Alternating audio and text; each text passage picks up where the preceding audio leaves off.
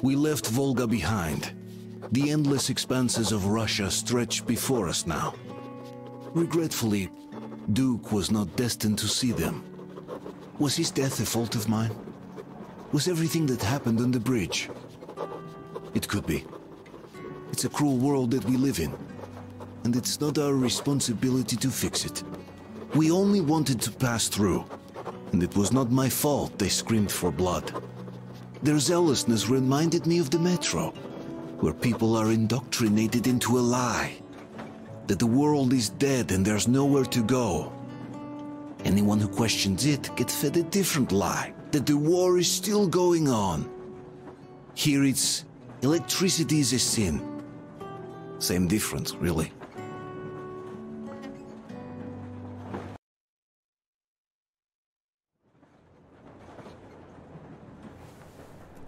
Artyom. Artyom. Wake up, dear. Is he up yet? Artyom, the colonel wants you on the breach. See you later. Come on, wake up.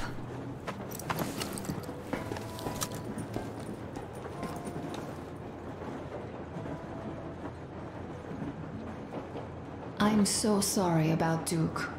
He was just a boy, really. He kept asking me for advice on how to become more attractive to a girl he knew, what to say to her. He couldn't wait to come back to her, proudly wearing scars and medals.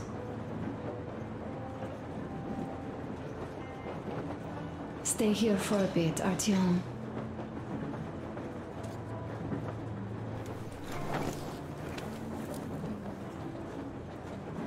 This is great. I wish I could stay like this forever. Artyom, when you climbed those ruins back in Moscow, with your radio, did you imagine our life on the surface at all?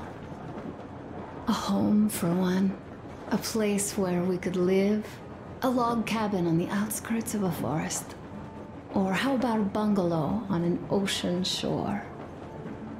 Well, you know, there's something great in simply going anywhere like this, together, through the abandoned stations, the ruins, the wasteland, especially in our own private compartment. Thinking back, isn't this our honeymoon trip? It certainly feels like one, even though it's a bit late. We've only had some honeymoon sorties at best so far. Alyosha keeps telling everyone Duke could have jumped off the bridge in time. The others are also holding well, but I just unraveled. Of course, I had friends die before. He wasn't looking for death, Duke. He did volunteer for the most dangerous missions, but didn't expect to die. He was looking up to Stepan. Dad, you. Especially you. And he didn't die for nothing, did he? He wanted us to get there, to Yamantau. He wanted us to tell them about Moscow, how we survived there and still haven't given up, how we've been hiding it for so long. But when I think of it being you, and not even knowing for sure, I'd never be able to live through it. So, you think I should just let it all out? I don't think that would make me feel better. I've been thinking, back home, we buried our friends at home, and avenged them at home. That home and life there sucked. We were kept there with chains. No, even worse, with lies. And now we are looking for a new home. But here, it's someone else's home, and we are not invited.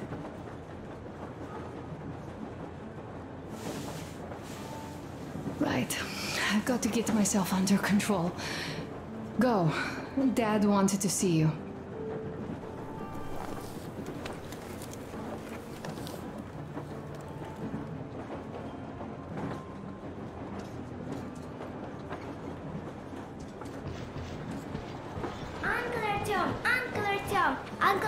Tokarev has already set his shop up.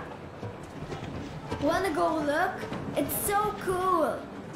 Here, Uncle Artyom. Ah, hi, Artyom. See my new place? Fit for a king, I must say. What do you think of this workbench, eh? Everything is within reach, yet there's so much space left. Most of the stuff you and the guys found outside and gave to me went into making this workshop happen. So thank you. We'll have to keep pitching in like this too. Looks like we're facing a long journey, and useful things like ammo or equipment don't grow on trees. Plus, the further from Moscow we get, the harder they'll probably be to get. So don't forget to collect all the materials you find to keep us going. There's so many things to do. I haven't decided where I'm going to work on the suits, but I'll have to, and soon. And it's high time we fixed our uniforms. Some of our people are starting to look pretty ragged, you know? Duke's plate carrier didn't hold the back plate anymore. And he just kept joking about it. What was I? Well, I'll be working here from now on. Well, that's it. I bragged enough and won't waste any more of your time. The Colonel summoned you. Well, I have stuff to do too. You guys are fast to break gear, but none too expedient to fix it. Uncle Tokarev! Uncle Tokarev! What would you like to ask, Nastya? Uncle Tokarev, do you have a sewing machine? No, I don't. But how are you going to fix the suits then? Well, like everyone else, I take a thread and a needle, and I use a sail stitch. Wow, cool! Can you teach me? I sure can, but later. I've got work to do. Will you let me fix Sam's rifle strap? Well, sure thing. Oh, but under supervision. Sam is so strict, you know. Hurrah! And Uncle Sam isn't strict at all. He's kind. All right, look here. I'll show you once. Now we do this. I see. Don't rush it here. Yes. Yes, yes. And now, this way. I see. Don't rush it here. Yes.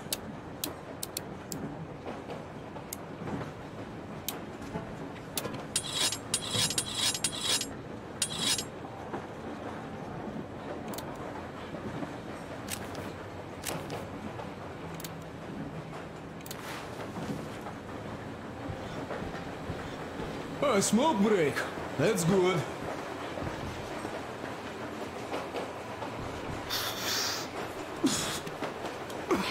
Oh, this is one mean smoke.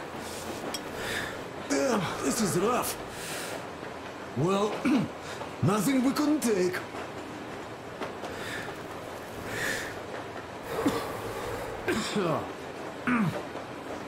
Well, you are the right kind of guys. I mean, you, the Colonel, Duke, that guy did a swell job on that bridge. He was a great guy. May he rest in peace, yeah. So, yeah, what did I want to say? Yes. Thank you. You people accepted me, and I'm a simple guy. I will pay that debt back, okay? So, how do you like it out here after your tunnels? Freedom, huh? Sure thing. So much space. It feels too empty to me, though. Just reeds and ruins and those damn mutants. Hate them. Phew.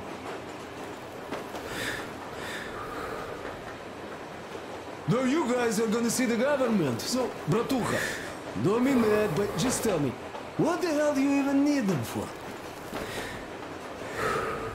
Well, of course, it might be interesting to take a look, but throughout all of my rambling, I only met two kinds of ex-government people. Dead ones and gang leaders. And let me tell you, the latter are much worse than your typical bandit. They just have to make a speech before doing something awful. So what I mean, I didn't really care about the government even before the war, much less now, when everything's long since gone to shit. So what for, really? I'm a simple man, Artyomich. I told I'm with you, that means I'm with you for the long haul. But I'd much rather find a nice place to live at than go see the government. Of course, they could give us luxury bunkers or something. Well, Artyom, you seem cold. Go get warmed up a bit, I'll smoke some more. Have stuff to think about. Or just stay, we have enough space now.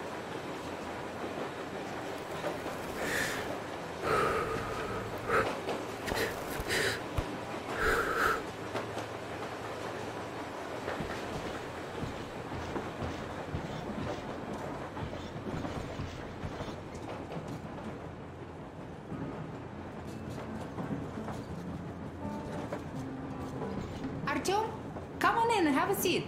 Stepan's putting on a live performance here. So, Artyom, are you up for a jam? Come on, pick the guitar up.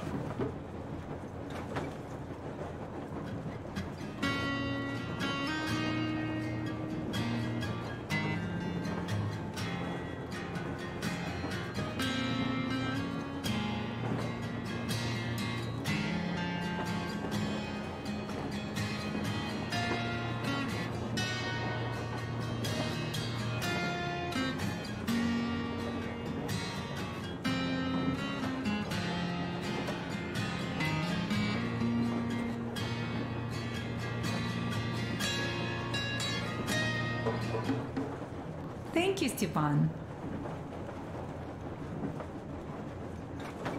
I'm sorry to ask, Katya, but Nastya's father, he's dead, isn't he? Does Nastya know? He is. I tried keeping it a secret. Told her he left for the market. Around 3 days passed, and I still kept it in. I just sat there with a needle in my hand and didn't see anything. It was all black before my eyes. And then she snuggles up to me and says, "You should cry, Ma. You will feel better." Sini used to say it. So I cried and cried. She knows. She knows it all. I'm sorry, Katya. I'm so sorry. Let me tell you how we ended up at the bridge. We used to live in northeast from here. Quite close if you go in a straight line. But it took us a month. Everything's bombed to rubble out there. Yermak asked me and I told him. Sini used to say there were lots of military factories out there. Not just military, of course. General industry. And now you can't pass through there even with filters. The radiation is so high. No railway either, just crater upon crater. We were quite far, but our counter still went crazy. One route appeared intact. There was nothing to bomb. So we used that one, thinking we'd get further to the west, but of course they did not let us cross the bridge with the diesel. They said it was satanic. They were ready to let us stay if we gave them the diesel to cleanse it. So we stayed. And then we couldn't leave, even if we wanted. That old goat, Father Silentius, brainwashed everyone, so they would just pray and bow non-stop. They broke our diesel down with their bare hands and threw it into the river. Purification. And on top of it, they gave us trouble for not helping them. Ksenia went to check what was going on, and there were only locals there, because Silentius at the Skatina had sent our people away to test them. He said that if they wanted to be truly accepted, they had to defeat a demon. Senior went to stop them, but it was too late. He only found burnt rags. And then they sent him to do the same. He never came back. Katja, I'm sorry. I didn't know. Well, you really didn't. What's done is done. It kind of got so glum in here. Perhaps you, Stepan, could play us something. Sure thing!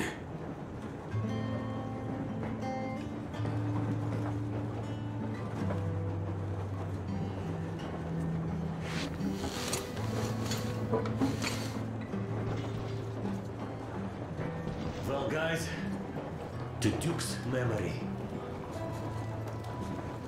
Artyom, the colonel's waiting for you on the bridge. Stop with this funeral mood. It is Duke we're talking about. Do you recall how he came back from the library? Same thing here. Well, yeah, that time he pulled a fast one on us. We had the drinks ready. Sam said everything. Was a good speech, too. Thanks. Well, that is truth. Don't be shy. So, Sam ends his speech, and then Duke asks, "Where's my drink?" So that is why I say we should wait. He came back from that library. And this is nothing. We will pick him up on our way back. If we leave to go back. No, come on. Well, I just think we should still drink to Duke's memory.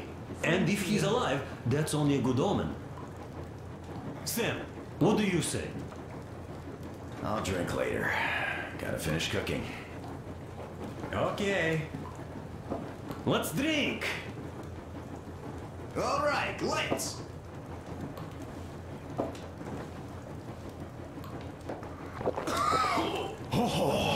It's rough. Yeah, kinda rough. By the way, speaking of omens, let's have a service for him once we come across another church. Duke didn't believe, and having met Silentius, I'm also wavering. Well, Silentius' god is definitely a lost cause. But I imagine Duke would like Valhalla. A paradise where fallen heroes spend eternity feasting and fighting. A good fit for all of the people we lost. Yes, this is worth having another drink for. To our guys having fun in Valhalla!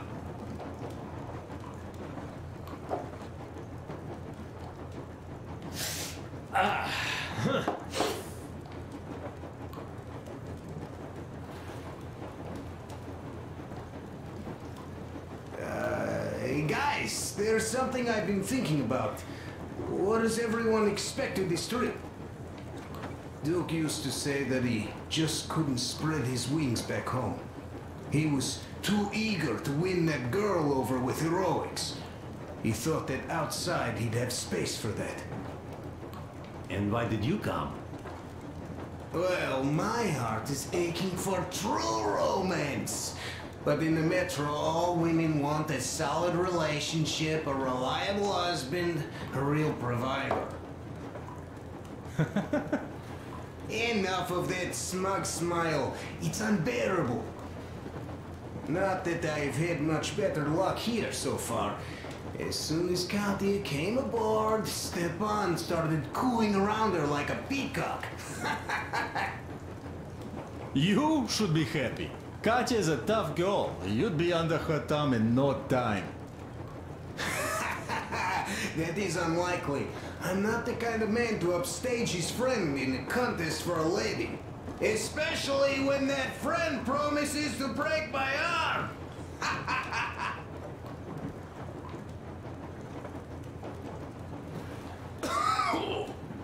I'll catch my stroke of luck soon enough. There in Yamantau, women from all over the country have already gathered, waiting for yours truly. How about you, Demir? What made you go? Well, at first I just went along with you guys, the colonel. But even then I thought, this is my chance to make my dream come true. A chance to see Kazakhstan, my people. But first, we must come back to Moscow, because it isn't fair. People must know that they've put up with enough. They are free. They can live outside now. What do you think about that, idiot? I'm with you, Demir. Yet, freedom is not so simple. There was this freedom fighter, Che Guevara. He died under 40. Comrade Mao, whose book you've been perusing on the other hand, was a strict ruler but lived a long life. Well, we should have expected that from you. Weird thing, though, is that you are called idiot. I know. It's by his own choice. Because he's so fond of Chekhov. Chekhov too, of course. But it's Dostoevsky for the most part, Sam, my friend. Sure, I read the book too. It's just that I mix them up a lot. Chekhov wrote about that son of Austerlitz, a wounded officer. Powerful imagery. You are just killing me. How about you, Uncle Sam? Got dreams? You know, I just want to ride my board again. Spark a joint up on a beach. Catch that wave. Deep inside, under a grizzled metro dweller, there's still a relaxed Californian inside me. Ah, get out of here! So you know, before Dad talked me into joining the Corps, I used to wear my hair long. He told me they'd make a decent citizen out of the total disappointment that I was, and sent me to college once I was discharged. I joined, and they sent me to the Middle East. Wow, so do you hope your guys would pick you up? I don't see them around. Yeah, I don't hold my breath for my guys. Once this mission's over, I'll submit my discharge papers. I'll reach the ocean, and there, find a ship maybe? Oh yeah, just imagine it. You arrive on that ship, and they go like... Ah, the Russians are coming! You are one of us now. You don't really need to go anywhere. At least don't put your Ushanka on. They will sink you on sight. I won't, though I will take my balalaika with me. Well... Who has any expectations for our reception at Yamantau? Well, your expectations, Alyosha, are quite obvious, huh? Scantily clad junior officer ladies unrolling the red carpet. Yeah, I'm a simple guy. How about you guys? Well, I hope they will answer a few questions. For example, if there is not a single American within hundreds of miles from Moscow, save for our friend Samuel here, why stay underground? I'd put it a bit differently. Did you, dearest High Command gentlemen, know that we in Moscow had to spend 20 years underground? Huh, by all means, you can ask those while I'm enjoying my briefing with the junior officer ladies, huh? I don't know. I'm in the mood for a road trip. Oh, we got ourselves a true traveler here. Yeah, we will have to live and see. You are right.